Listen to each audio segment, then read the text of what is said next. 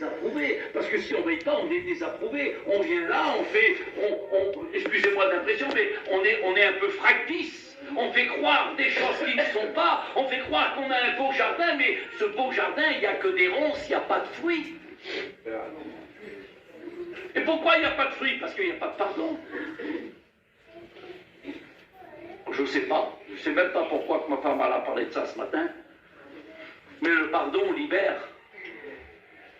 Il a dit ça, le Seigneur. C'est pas mon message, hein, ça vient comme ça. Si tu pardonnes pas les offenses à ton frère, à ta sœur, Dieu dit, moi non plus, je te pardonne pas. Et si Dieu pardonne pas, on est perdu. Même si on est chrétien, on est perdu. Parce que c'est le pardon qui nous fait rentrer dans le ciel. Alors c'est grave, je vais arrêter là. Jérémie 5, 8 et verset 5, il dit, pourquoi persiste-t-il dans ces voies? Pourquoi persiste-t-il dans ces voies? Ils ne sont pas bonnes. Ils ne sont pas à ma gloire. Et on aurait tendance à persister dans cette voie qu'on a prise, dans cette route qu'on a prise, dans ce chemin qu'on a pris. Il n'est pas à la gloire de Dieu. Il faut s'arrêter au carrefour de notre vie, il faut s'arrêter au stop ou au feu rouge et faire un bilan.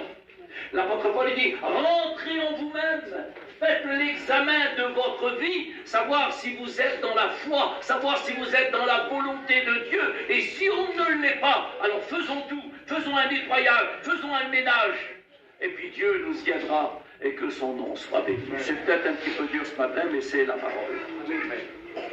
Ça, c'est les pourquoi de Dieu. Et il y a le pourquoi de Jésus.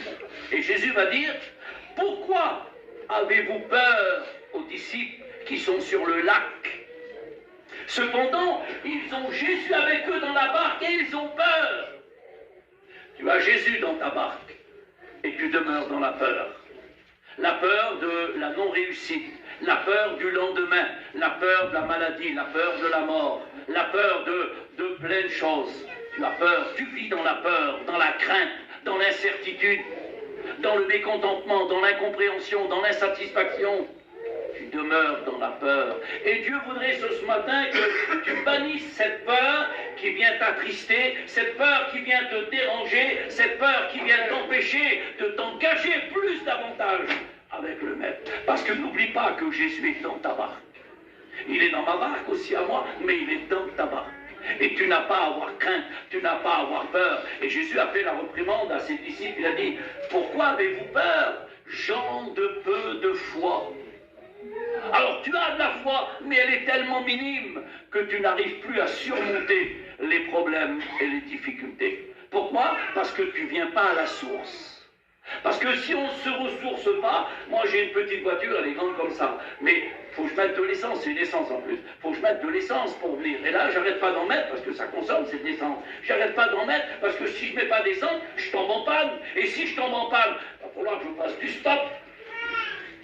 Il y a plein de gens qui font du stop, qui sont en panne spirituellement parlant. Parce qu'ils n'ont pas fait des réserves. Les vierges folles, ils étaient devant la maison, ils attendaient l'époux, ils avaient leur Bible, ils avaient leur foulard, ils étaient là, on ne pouvait pas les distinguer, nous, à l'œil humain, on ne pouvait pas les distinguer. C'était 10 chrétiennes. Dans l'église était à 10. Puis la Bible dit, quand Jésus est sorti, il n'en a récupéré que 5. C'est-à-dire la moitié, 50%. Les 50% autres vivaient sur des réserves. La petite lumière de la voiture, elle s'allume rouge, le gasoil. Ah, il y a encore, mais je peux encore faire 15 km, je connais la voiture. Mais non, tu n'es pas arrivé à 15 km parce que tu as roulé sur des réserves et ta voiture s'est arrêtée et tu fais du stop. Il faut être plein. Il faut remplir le réservoir à bloc pour pouvoir distribuer à nos enfants, distribuer à notre mari, distribuer à notre famille qui ne sont pas encore chrétiens. Parce qu'on ne peut pas, ils ont dit ça, les vierges folles, ils sont venus vers eux, puis ils ont dit, donnez-nous de votre huile parce que nos lampes s'éteignent. Et eux, ils ont dit, non! Non! On ne l'aurait pas assez pour nous. Vous avez qu'à faire comme nous, vous tenir dans la prière, vous tenir dans la lecture et faire le plein. Parce que si vous ne faites pas le plein, vous n'y arriverez pas. Vous n'arriverez pas, vous allez tomber en panne. savoir dire non, parfois. Non, sœur, je ne suis pas comme ça. Non, frère, je ne vais pas là-bas. Non, je ne fais pas ça. Non, je ne fais pas ça. Il faut savoir dire non. C'est le nom du caractère. Quand Jésus a été tenté dans le désert, Jésus a dit non.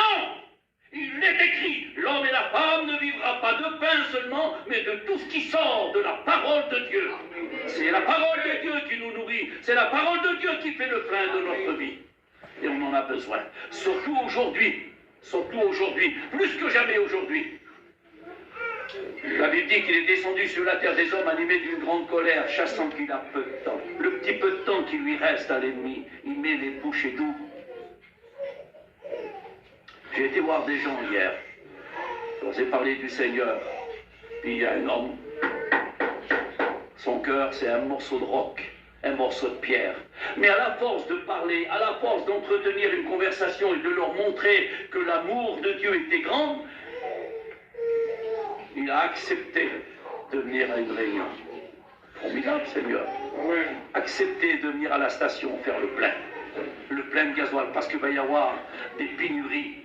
Laissez-moi vous dire qu'il va y avoir des pénuries, on n'aura plus de gasoil, on n'aura plus d'essence. Et les pénuries, c'est aujourd'hui, ça se passe dans l'église.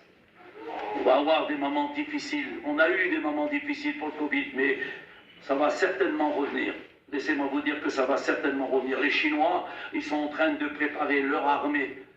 Tous les jours, là, nous on ne fait pas attention, on est là. Mais les Chinois là-bas, tous les jours, ils sont en train de fortifier leur armée. Parce qu'il y a une guerre civile qui se prépare. Et la guerre civile qui se prépare, ça sera certainement la dernière. Il ne faut pas aller plus loin, c'est pas possible. La Bible parle de la rage jaune, c'est les Chinois. Et ils sont en train de mettre en œuvre, là, ils font tous les chars, ils ont tous les machins, tout, ils remettent tout en place. Ils font la référence de tout leur matériel. C'est pas pour rien, Seigneur, c'est pas pour s'amuser qu'ils font ça. C'est parce qu'ils préparent une guerre civile. Alors je vais pas aller trop loin, on va arrêter pour la guerre civile. Donc Jésus dit, pourquoi avez-vous peur? Il ne faut pas avoir peur, frères et sœurs.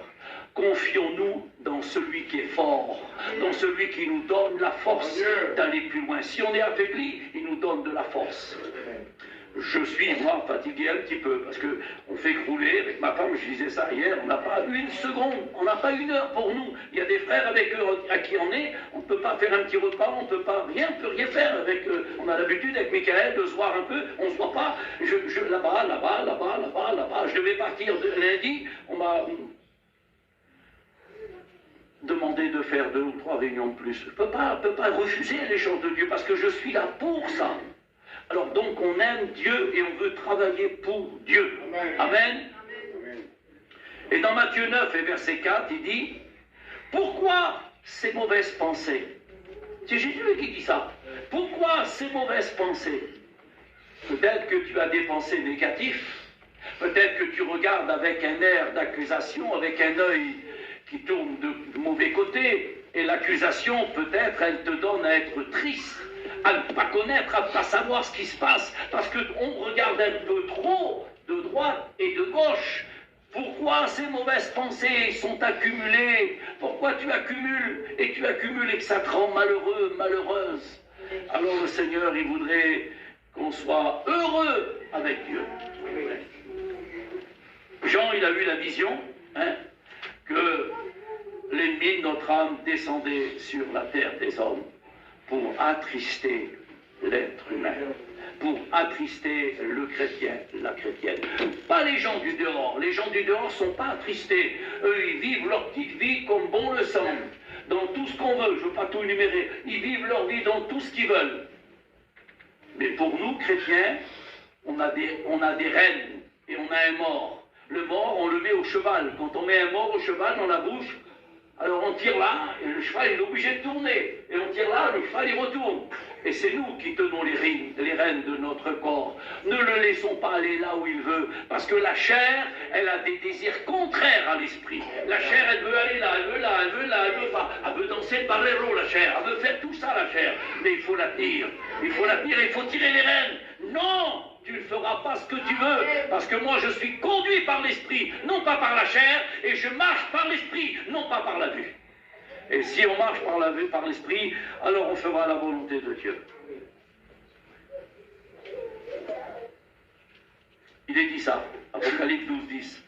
C'est pourquoi, réjouissez-vous, vous qui habitez la terre, les cieux, pardon. Réjouissez-vous, vous qui habitez les cieux. On n'est pas dans les cieux encore, mais on vit la vie des cieux, on vit la vie de Dieu, on vit la vie du paradis sur la terre. Parce que la Bible dit que le paradis, la terre, là, c'est un avant-goût du paradis pour nous chrétiens. Pourquoi c'est un avant-goût? Parce que là, on est là réunis autour de la parole. On est réunis là avec Dieu, avec Jésus, avec le Saint-Esprit. Donc c'est un avant-goût du paradis. Parce que les gens du dehors ne sont pas bénis comme nous on est bénis.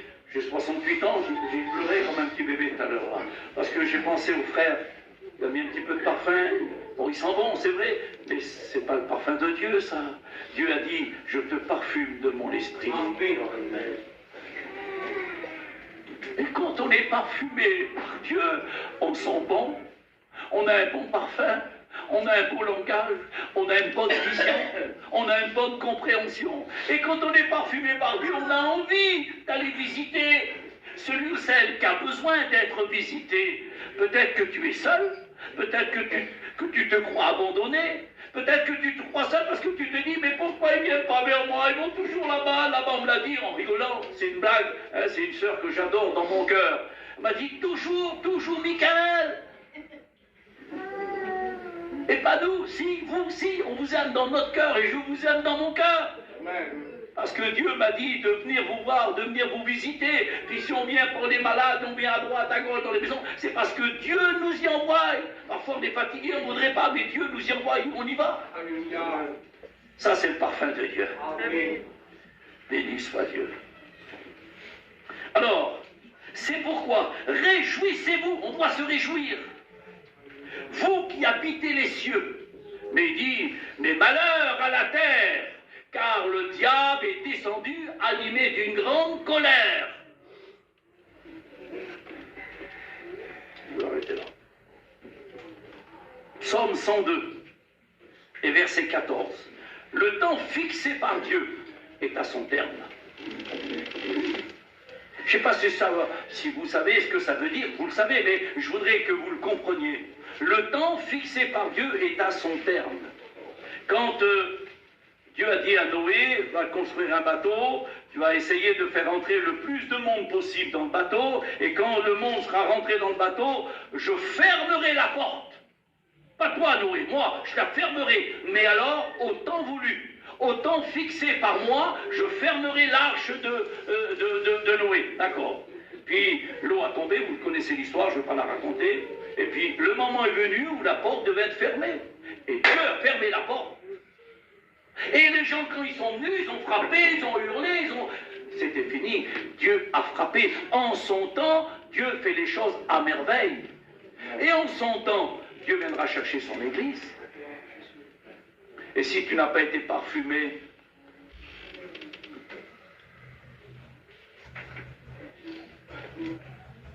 le parfum, c'est faire la volonté de Dieu. Parce que si on fait la volonté de Dieu, on est parfumé. On reçoit de Dieu le parfum. Un jour, ma femme, c'est une chineuse. Hein. Moi, je ne chine pas, je travaille pour mon mère, je lis ma Bible, mais ma femme, elle chine. Puis elle est rentrée dans un magasin, je ne connais pas une dame, c'est dentaire. Puis la dame, elle a dit ça, elle l'a regardé comme ça. Ma femme, elle a regardé, elle a dû dire, je ne suis pas payé, j'ai eu quelque chose. Puis la femme, elle a dit, madame, je ne sais pas, mais vous avez quelque chose. Pardonnez-moi. Vous avez quelque chose qui émane de votre visage. Pourtant, elle est âgée, mais vous avez quelque chose qui émane de votre visage. C'est le parfum de Dieu. Le parfum de Dieu doit se connaître envers ceux et celles qui ne connaissent pas encore pour pouvoir être parfumés par lui. Alors, le temps fixé par Dieu est à son terme. Pourquoi qu'il dit ça? Parce qu'il y a des jours à éviter. Ces jours à éviter, c'est Ésaïe 2 et verset 10, je suis obligé de le lire. Ésaïe 2, 10. Entre dans la caverne des rochers et cache-toi dans la poussière pour éviter la terreur de l'Éternel et l'éclat de sa majesté. L'homme au regard hautain sera abaissé et l'orgueilleux sera humilié. L'Éternel seul sera élevé le jour, ce jour-là, car il y a un jour pour l'Éternel des armées. Et c'est le jour qu'on attend. Et pour ceux qui n'ont pas été parfumés, alors ils devront se cacher dans les rochers, ils devront se cacher dans la poussière pour ne pas voir la gloire de Dieu. Parce qu'il y a un texte de la Bible qui dit « Montagne, tombez sur nous, cachez-nous devant la colère de l'agneau ». Il y a des gens qui attendent le retour du Seigneur. Mais il faut faire attention, frères et sœurs. Pour attendre le Seigneur, il faut être bien habillé. Il faut sentir bon. Parce que si on n'est pas bien habillé, si on n'est pas le vêtement blanc, si notre vêtement est taché, et puis si on n'a pas été parfumé, on va avoir peur devant la colère de l'agneau. Alors ce jour à éviter, on le trouve dans Joël 1,15. Il dit « Ah Dieu, quel jour! C'est un jour de ténèbres, c'est un jour d'obscurité, c'est un jour de brouillard. On croyait que ça allait être un beau jour, mais c'est un mauvais jour pour ceux qui ne sont pas parfumés. Deux dans un champ, un sera pris, l'autre sera laissé. Pour celui qui est laissé, ça sera un jour de ténèbres, un jour de brouillard, un jour d'obscurité. Pour celui qui a été parfumé, ça sera un jour glorieux, un jour qu'il a attendu avec patience et qui partira. J'ai parlé tout à l'heure avec les cheveux blancs qui sont devant moi là. Et il écrit des petits messages, il en a une bonne pile. Il est âgé, il ne marche pas bien, il est fatigué, il a été mordu par un chien, mais il est là ce matin. Et je vous le dis de la part de Dieu, il est parfumé. J'ai senti son parfum, le parfum du ciel, parce que ça se voit et ça se sent un bon parfum. Que Dieu bénisse mon frère. Osée 4, Dieu a un procès avec les habitants de Rikatou. C'est pas Rikatou, c'est le pays. Hein. Dieu a un procès avec les habitants du pays. Mais moi je dis, Dieu a un procès avec les habitants de Rikatou. Pourquoi? Parce qu'il n'y a pas de vérité, pas de miséricorde, pas de connaissance de Dieu. Il n'y a que de la violence. Je m'excuse, je vous demande pardon, mais je le dis parce que j'ai rien à me gêner. Il y aurait besoin un peu de sanctification dans le camp de Rikatou, dans le camp de Ginestou, dans le camp de Montébiron. On a besoin, on a pour fruit la sainteté. On a pour fruit la sainteté. C'est quoi le fruit de la sainteté? Moi j'ai planté un arbre chez moi, mais c'est un arbre qui produit de la sainteté. Pas ça, c'est du fractis, il n'y a pas d'odeur. Non, moi mon arbre à moi, il sent bon, il est parfumé de Dieu et il porte du fruit. Amen. Il ne porte pas d'immondices, il porte du fruit. On a pour fruit la sainteté. Et la sainteté, c'est le contraire de ce qui n'est pas bon, de ce qui ne sent pas bon, de ce qui n'est pas propre. Peut-être ça vous fait mal, ça me fait mal, mais c'est la parole. Alors, il y a un procès. Mais alors, Seigneur, moi j'ai reçu un procès l'autre jour par les quistés, là. Ah bon? Ah oui? Mais j'ai pas voulu le payer, Seigneur, parce que c'est injuste. J'ai passé à Orange et c'était presque tout de suite. Il a mis tout de suite, j'ai pas eu le temps de traîner, j'ai passé. Et on m'a mis un procès. Alors je ne paye pas. Ah ben, tu ne payes pas, Billy. Tu verras, il va augmenter. Il va être majoré. Et plus tu ne payes pas, plus il va majorer. Et puis un jour, tu ne pourras pas monter au ciel. Parce que quand tu vas monter au ciel, je te dirai, avant de monter, va régler tes affaires en bas. Va régler ton procès. Oh, si j'aurais su, j'aurais réglé. Il n'y avait que 25 € à payer. Aujourd'hui, la majorée, il y a 125 €. Et je ne les ai pas, je ne vais pas pouvoir payer. C'est comme ça que ça va se passer. Si tu as commis une infidélité, si tu te rappelles ce matin que tu as dans ton cœur une petite pincée d'amertume, le Seigneur il dit, ne prends pas la Sainte Seine, va d'abord te réconcilier. Si tu te souviens que tu as quelque chose contre ton frère, contre ta soeur, ne viens pas prendre la Seine, ne viens pas piquer ton pain, non, va d'abord te réconcilier, et ensuite tu viendras participer à la table du Seigneur. Sinon c'est du fractis. C'est marqué dans la Bible, moi je dis ce qui est marqué dans la Bible. Puis des fois on a peur des mots, il ne faut pas avoir peur des mots. C'est la parole. Amen. C'est la parole. Quand un père il vient et qu'il nous faut une fessée, il l'a dit tout à l'heure, le frère, il nous fait une petite fessée, ben c'est parce qu'on a fait quelque chose qu'il ne fallait pas. Et comment il n'a pas lieu de nous corriger? S'il nous corrige, c'est parce qu'on a fait quelque chose qu'il ne fallait pas faire. Alors, laissons-nous nous corriger par Dieu. Et laissons-nous nous reprendre par Dieu. Deutéronome 32, 22. Je vous donne les textes parce que c'est marqué dans la Bible ce que je vous dis. Vous pouvez les lire chez vous. Il y a des frères qui retiennent les textes, ils vous les diront. Car le feu de ma colère s'est allumé et il brûlera la terre et ses produits et ils seront consumés par la fièvre et par des maladies violentes. Moi, je ne sais pas, je ne lis pas entre les lignes, mais j'arrive à comprendre que les maladies violentes, on les a eues. Là, hein. On a eu le Covid, on a eu la maladie, on a eu plein de choses. Alors oui, mais non, mon frère, là, tu vas loin, là. Le Seigneur, il ne fait pas ça, le Seigneur. Ah non, si. La Bible dit que Dieu est amour, c'est vrai. Mais la Bible dit que c'est une chose terrible de tomber entre les mains du Dieu vivant.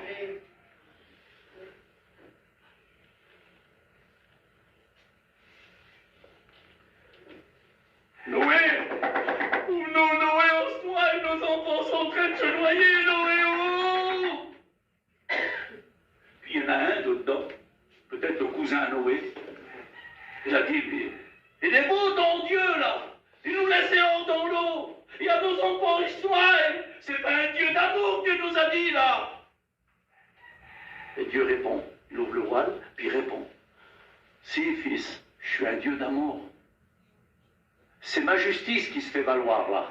Parce que pendant 70 ou 80 ans de la construction du bateau, Noé, le prédicateur de la justice, vous a averti, mais vous n'avez pas voulu. Alors c'est pas moi, c'est vous. C'est votre faute à vous. Vous êtes là en train de vous noyer et perdre vos enfants. On ne peut pas aller contre la justice de Dieu, Seigneur. Si tu roules là, puis tu grilles un feu rouge, le monsieur t'arrête, il te met un procès ou t'enlève le permis. C'est pas ta faute du monsieur. Il fait la loi, lui, c'est ta faute pour ne pas griller le feu rouge. Faut pas griller une bande continue. Tu veux dépasser les autres? Non. Reste derrière, gentiment. Si tu veux dépasser les autres, tu grilles une bande continue, tu fais enlever le procès, le permis. Ça va pas. La loi, c'est la justice. Alors, toutes les lois ne sont pas toujours de la justice, mais celle de Dieu, c'est la justice. Vous êtes d'accord? Non. Vous êtes d'accord? Amen.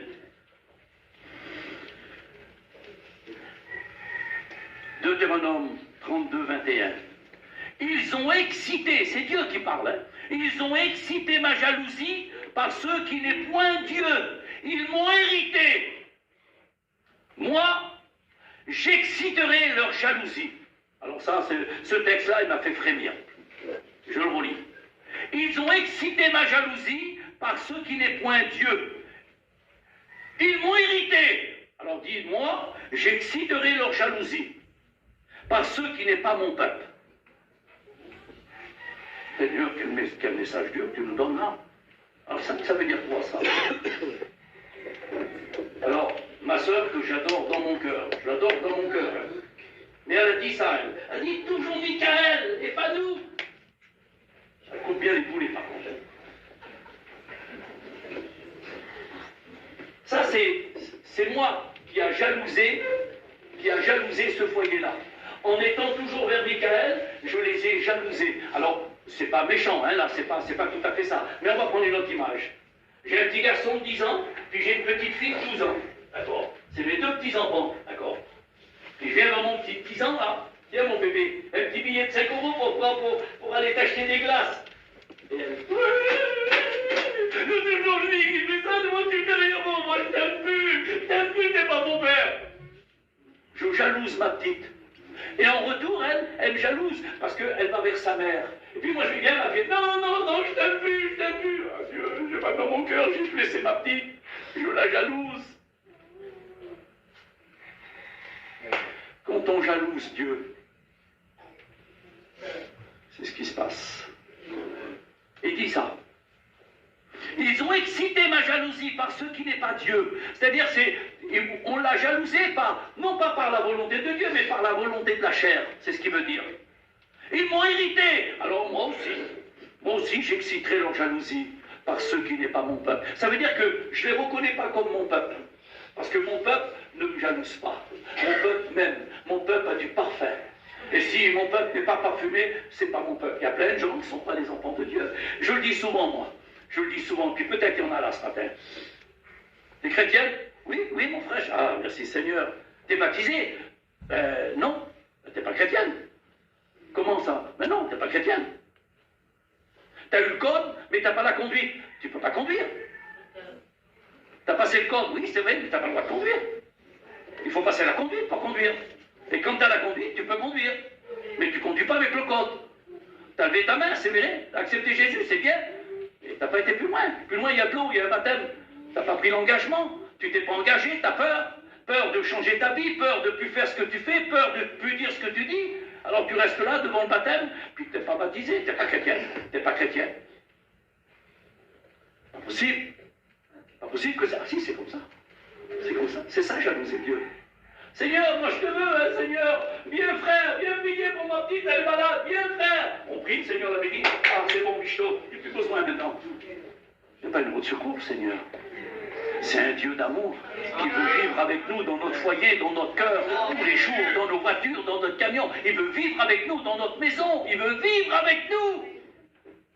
Il dit, le Seigneur, il dit, l'espace est trop étroit pour moi. Il dit, fais-moi de la place pour que je puisse m'installer. C'est le mot qu'il dit, pour que je puisse m'installer.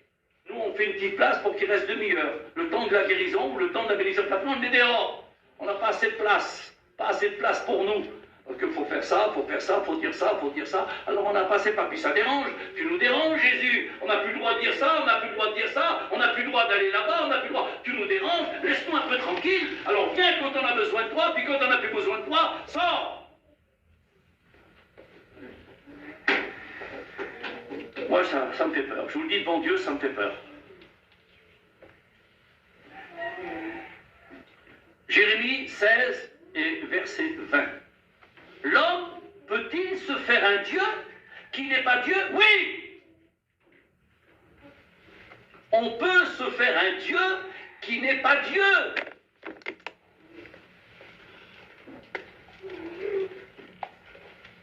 Le Dieu, excusez-moi, hein, pas ici, il n'y en a pas ici, mais dehors il y en a, je veux le dire. Le Dieu de la drogue, le Dieu de la boisson, le Dieu du tabac, le Dieu de l'argent, le Dieu du matériel, le Dieu de l'orgueil. C'est tous des dieux, ça. On les chérit. Quand on se regarde dans la glace, on est orgueilleux. On marche, on fait du genre. On est orgueilleux. Et l'orgueil, c'est une horreur à Dieu. Parce que Dieu se rappelle que Satan a eu de l'orgueil, l'ami de Dieu est devenu l'ennemi de Dieu. Par son orgueil, dit la Bible, il a été précipité sur la terre. Alors tous les autres que je vous ai dit, je ne veux pas trop les énumérer parce qu'un chrétien ne fait pas ça. J'espère.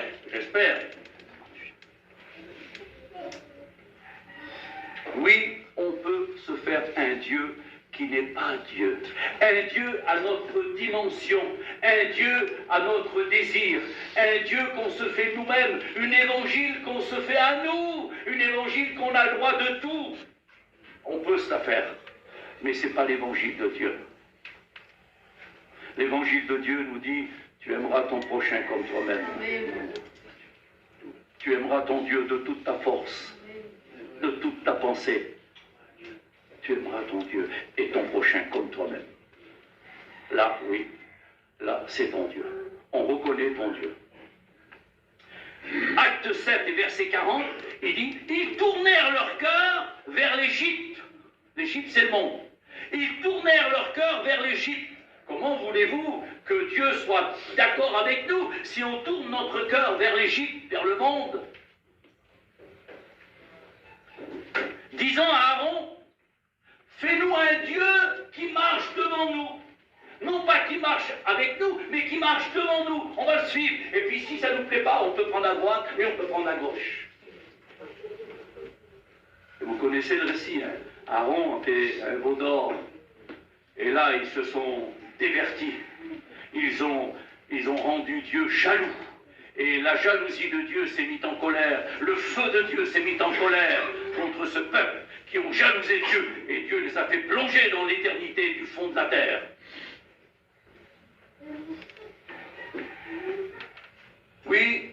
besoin d'un dirigeant qui nous dirige. Puis aujourd'hui, ben, il y a plein d'éléments qui dirigent le peuple.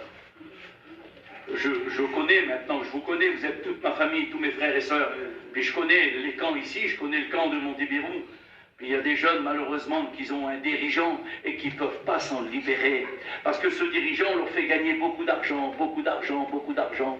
Alors si on leur dit, mais il faut arrêter ça, mon frère, c'est pas propre, c'est pas beau, parce que tu es un meurtrier, nos enfants meurent avec ton produit, là. Oui, mais toi, tu vas pas me donner de l'argent, toi. Alors moi, je suis obligé, mon dirigeant me dit qu'il faut le faire pour gagner beaucoup d'argent. Mais que se servirait-il à un homme de gagner le monde s'il perdait son âme? Alors, laisse tomber ça, puis occupe-toi de ton âme, sauve ton âme. C'est pas l'argent, c'est pas le Dieu de l'argent qui nous fait marcher, c'est le Dieu du ciel.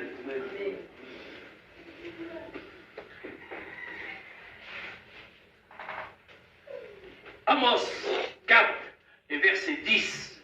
Pas possible, Seigneur. Non, pas possible. Notez-le. Amos 4, 10. J'ai envoyé parmi vous la peste. J'ai fait monter à vos narines l'infection. Pourquoi on met des masques? Pourquoi ça a été obligatoire, les masques? Parce que le virus passait par les narines. Et c'est le Covid. On est là devant le Covid. Le fléau. La destruction. Veillez, priez en tout temps. Veillez, priez en tout temps. Peur d'être désapprouvé. Arrêtez. M'accorder encore 2 petites minutes. C'est beau la parole, hein? Elle est forte, elle est forte. C'est un marteau qui brise le roc. Parfois elle est de l'eau limpide. Parfois elle est du miel, c'est tout le miel, c'est bon. Mais parfois c'est une épée à double tranchant qui est capable de séparer le bien d'avec le mal.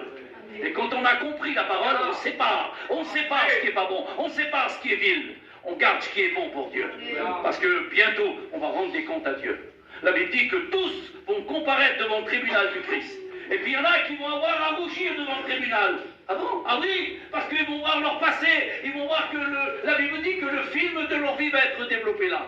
Et s'ils n'ont pas demandé pardon à Dieu, s'ils ne sont pas en règle avec Dieu, le film va se développer devant tout le monde, devant les anges, devant les archanges, devant les séraphins, devant Dieu, devant le Saint-Esprit, devant Jésus. Oh, Seigneur, oh, c'est pas possible là-bas, et là-bas, mon Dieu, c'est pas possible, j'ai pas fait tout ça. Et puis la Bible dit qu'on va avoir à rougir. Mais si ce matin on reconnaît, et si ce matin on rachète le temps, c'est quoi racheter le temps, Billy? C'est faire ce matin ce qu'on n'a pas fait les jours passés, l'année dernière, le mois passé, on ne l'a pas fait. On va le faire ce matin. À partir de ce matin, on va prendre des résolutions. On veut avoir le parfum de Dieu. On veut des vrais chrétiens, des vraies chrétiennes. Pas possible, Seigneur, le Covid, alors ça aurait été dans ta volonté, oui, oui. Moi, j'ai pas fait, moi, Billy, hein.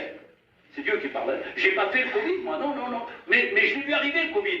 Je l'ai vu arriver, j'ai vu les virus tomber du ciel et je les ai vus arriver là. Mais j'ai laissé faire.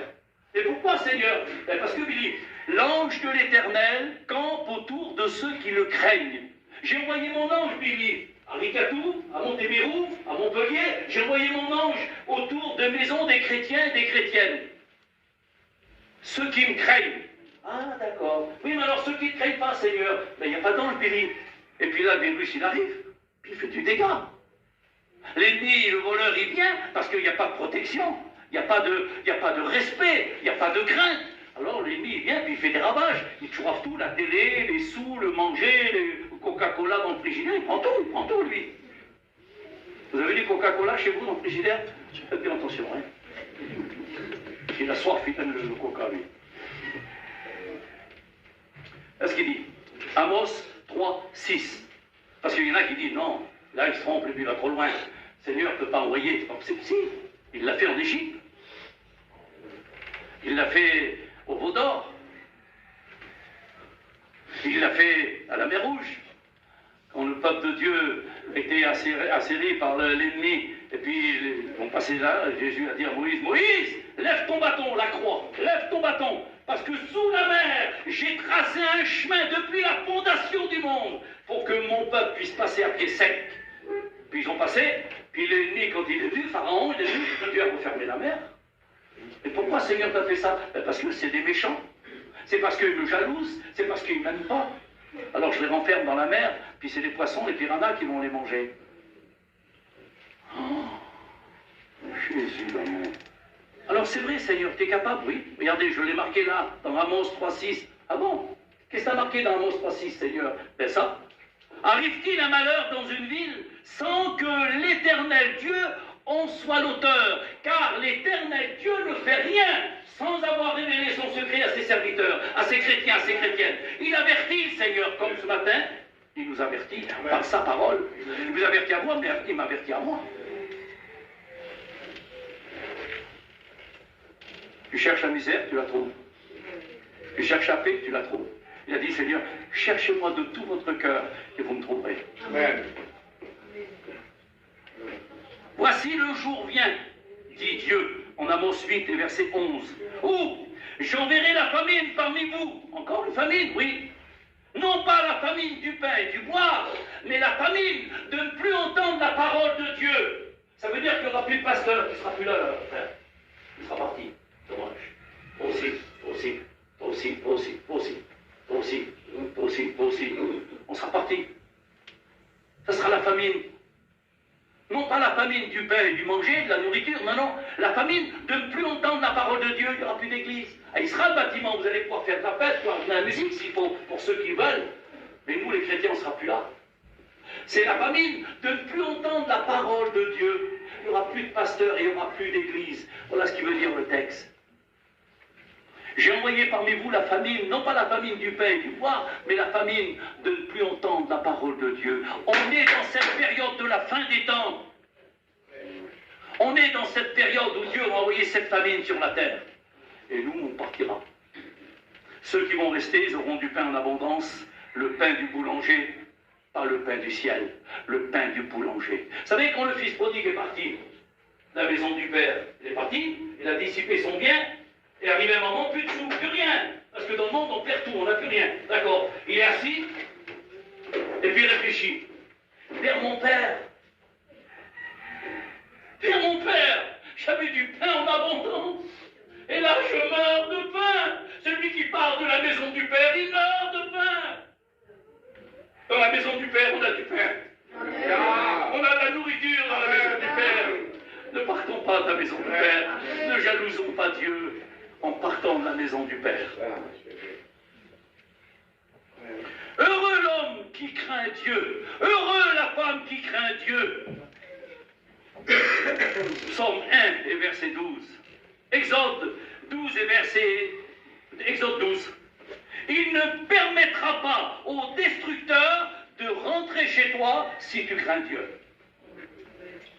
Alors le destructeur, il vient le soir, il a des pantoufles, pour pas qu'on l'entende. Puis il vient vers chaque maison. Ah, là, je ne peux pas rentrer. Là, il y a un ange. Là, je ne peux pas rentrer non plus, il y a un ange. Oh là là, qu'est-ce qu'il a mis comme ange, le Seigneur? Puis là, là, je peux rentrer, il n'y a pas d'ange. Et là, je peux rentrer, je peux aller au frigidaire, prendre un cœur de lion. J'aime bien le cœur de lion. Le Coca-Cola, je prends tout dans la maison parce qu'il n'y a pas d'ange, il n'y a pas de protection. L'ange de l'Éternel campe autour de ceux qui le craignent. Ceux qui ne le craignent pas Dieu, il n'y a pas d'ange.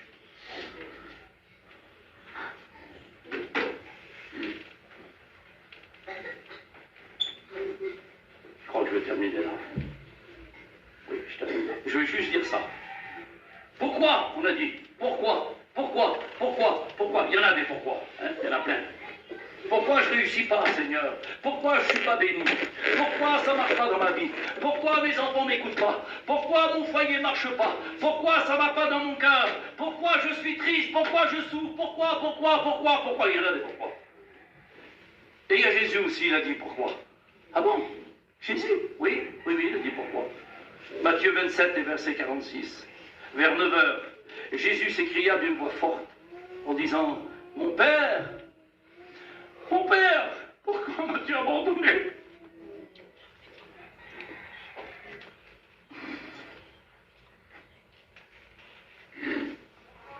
Mon fils, je t'ai abandonné parce que tu as accepté l'humanité du monde entier sur toi. Tu es un pécheur, tu t'es fait pécheur pour tous les gitans qui soient sauvés. Alors la colère, elle demeure sur moi et à cause de toi, je suis en colère. Je ne peux pas accepter, Seigneur, l'ignominie. Je ne peux pas accepter le péché. Je ne peux pas accepter que tu as tout accepté sur toi. Et c'est pour ça que Dieu a tourné les regards. Il a abandonné son fils dans le jardin de Gethsémanée. Père, si c'était possible que cette coupe pleine de péché, de désobéissance, de méchanceté, de jalousie, cette coupe puisse s'éloigner de moi, mais non pas ma volonté, parce que tu m'as envoyé sur la terre pour boire cette coupe, Seigneur. Parce que c'est rempli de misère. Dans cette coupe, il y avait un démon. Alors, Seigneur, j'ai été abandonné du Père pour que toi, tu aies une place dans le ciel. Je ne sais pas si ça vaut le coup de vivre la vie de Dieu. Moi, pour moi, oui. Marc 16 et verset 19. Si ce cri n'avait pas retenti, nous aurions jamais connu l'amour de Dieu. Et jusqu'à où l'amour de Dieu a été? Si le cri n'avait pas été prononcé par Dieu, par Jésus. Sur la croix du Calvaire, vous savez, il y a un petit cantique qui ont chanté, je me rappelle quand j'étais gamin, on chantait. On l'a cloué, il n'a rien dit. On l'a percé, il n'a rien dit. On l'a joué, il n'a rien dit. Sans un mot, sa tête l'a penchée. Hébreu dit que il a poussé de grands cris, avec des supplications à celui qui pouvait le sauver de la mort. Essayez de vous mettre un clou. En rentrant chez vous, prenez un clou, vous le mettez là, vous tapez fort jusqu'à temps qu'il traverse, puis vous allez me dire si vous ne pleurez pas et si vous ne criez pas. Si vous ne criez pas, c'est que vous êtes plus fort que Jésus. Alors le cantique, on le chantait, on ne chante plus, parce que Jésus a souffert. Il a donné sa vie. On a percé ses mains, on a percé ses pieds. Je ne sais pas si vous imaginez un clou là, les deux pieds comme ça, un clou là, traverser les deux pieds avec le gros marteau. Chaque coup de marteau, c'est pour toi. Chaque coup de marteau, c'est pour toi. Chaque coup de marteau, c'est pour toi. Chaque coup de marteau, c'est pour moi. Chaque coup de marteau. C'est pas possible, Seigneur. T'as fait ça pour moi? Oui. Mais pourquoi t'as fait ça? Parce que mon père vous aimait. Et mon père m'a dit qu'il fallait vous racheter à un grand prix. Et le prix, il n'y avait pas aucune calculatrice, aucune banque qui aurait pu déchiffrer le prix qu'il fallait payer. Alors il a fallu que ce soit un sacrifice qui soit donné pour libérer la captivité. Le Christ n'est pas mort sur la croix pour sauver l'humanité, non, c'est pas vrai. Il est mort pour donner l'occasion à celui ou celle qui l'a accepté de pouvoir être sauvé. Sinon, on n'aurait pas besoin de prêcher. Hein, tout le monde serait sauvé sinon. Non, non. Christ a donné sa vie sur la croix pour qu'on ait la possibilité et que ce matin, on puisse lui dire merci. Merci de ce que tu as fait. Fermons nos yeux. Je bénis ton nom. Je te rends gloire et grâce. Et je te dis merci. Merci pour ta parole. Elle a parlé à mon cœur, elle m'a tourmenté mon âme. Parce que ta parole est grande, ta parole est forte, ta parole est bonne. Seigneur, je réalise ma petitesse devant ta grandeur. Je réalise que je ne suis pas à la hauteur, parce que je suis un misérable. Mais tu m'aimes dans ma misère. Tu m'aimes parce que je fais des petits efforts pour toi. Parce que je veux encore faire des efforts davantage pour pouvoir te plaire. Dans le nom précieux de Jésus, je voudrais te dire merci, merci, merci, merci. Merci. Merci Jésus.